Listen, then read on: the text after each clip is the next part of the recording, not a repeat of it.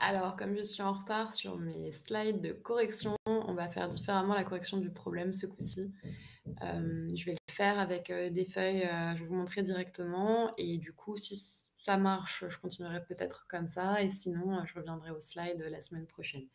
Donc vous aviez comme problème à résoudre: je veux distribuer 3 parts de mon délicieux gâteau à mes voisins, sachant qu'ils sont 7. Combien de parts de gâteau vais-je devoir découper?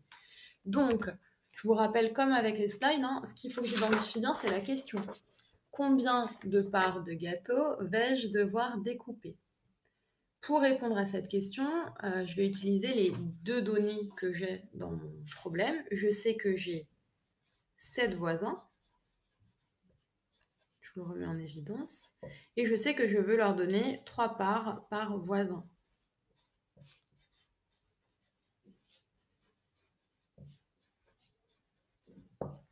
Donc ça, c'est les 2 données importantes. Je sais que j'ai 7 voisins et que je vais donner 3 parts avec un S, bien sûr, par voisin. Oula, on voit que c'est le soir, que la fatigue se fait sentir. Donc, je vais faire maintenant mon schéma, simplement. Je vais d'abord dessiner mes 7 voisins. Hop, je vous montre. Je dessine mes 7 voisins.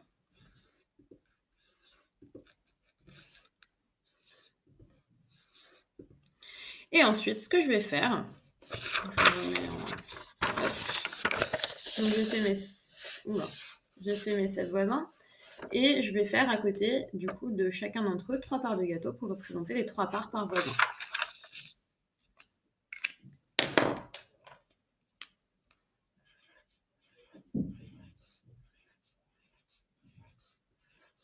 Mon gâteau, il est vert fluo, hein, je ne sais pas ce que j'ai mis dedans, mais peut-être du kiwi.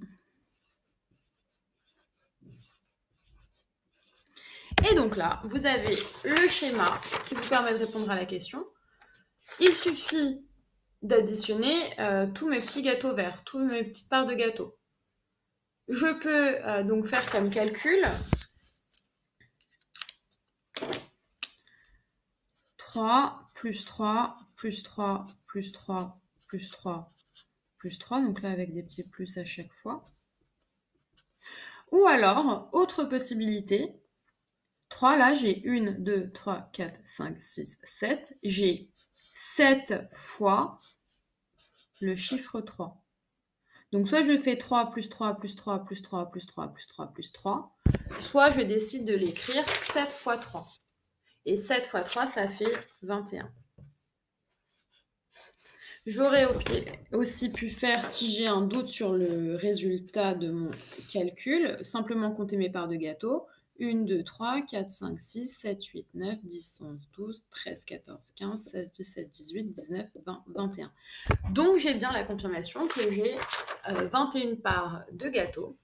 À présent, pour terminer, un problème, je fais une phrase réponse que d'ailleurs je commence par une majuscule et que je termine par un point, et ce serait bien de s'en rappeler. Même pour les problèmes, ça fonctionne, c'est pas valable que pour les dictées. Donc combien de parts de gâteau vais-je devoir découper? Je reprends les termes. Je vais devoir découper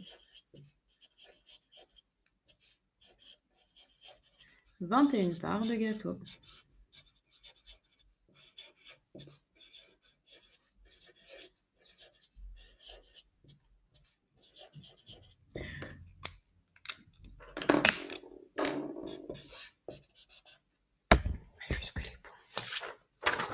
Et là, j'ai terminé mon problème. Il y avait sans doute plein d'autres manières de schématiser. D'ailleurs, ne vous inquiétez pas si on ne schématise pas de la même façon. Il y a plein de manières de représenter différentes. J'ai vu notamment dans les travaux que vous m'avez envoyés cette semaine plein de schémas différents pour un même exercice. C'était très intéressant parce que je pouvais voir, grâce à vos schémas, différentes manières de penser. Donc, c'était vraiment très intéressant pour moi. Donc, chacun sa méthode. L'important, c'est quand même d'arriver au bon résultat. En l'occurrence, là, c'était 21.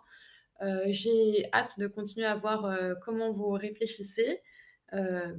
Bonne fin de semaine, bon week-end à tous aussi parce que nous sommes vendredi, donc c'est le week-end.